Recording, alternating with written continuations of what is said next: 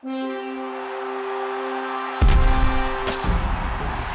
everybody, I'm Hub Arkush here for Pro Football Weekly, and I'll tell you guys, every week here at PFW we run our very own version of the No Huddle. We pick up a question or a thought-provoking topic and we talk to most or all of our editors to get their quick hits, their quick impression on what the answer might be.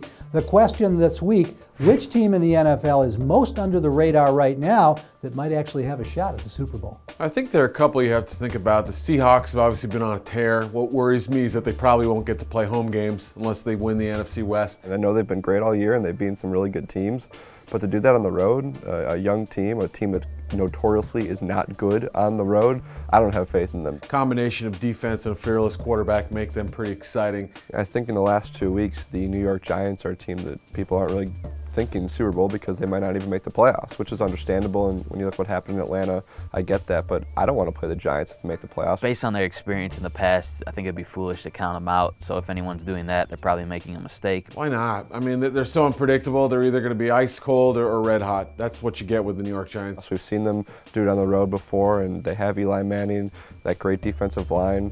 You have to be concerned with a team that this late in the year is putting out as bad a performance as it did in Atlanta this past week.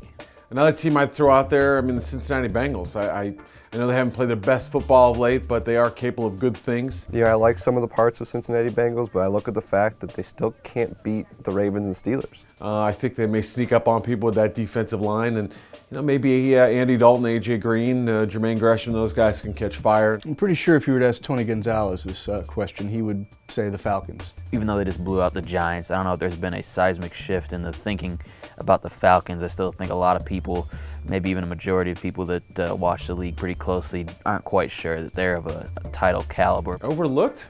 They've been ahead of the NFC all season long. I think people still have great doubts about them and their ability to win in the playoffs. They haven't done it yet in the Matt Ryan, Mike Smith era. I think they're going to have home field advantage throughout the NFC playoffs, and no one's beat them at home this year. They've beaten contending teams like Denver and the Giants and Dallas, all playoff caliber teams. I think at home they're going to be really tough to beat no matter who they're up against, and I think they got a shot to go all the way to the Super Bowl. I think the Packers are the overlooked team when you're looking at Super Bowl contenders. I think the Packers are a dangerous team right now, and they could be overlooked a little bit too. They got off to the maybe inconsistent start. They're proven in the postseason. I think they're kind of being overlooked in the NFC.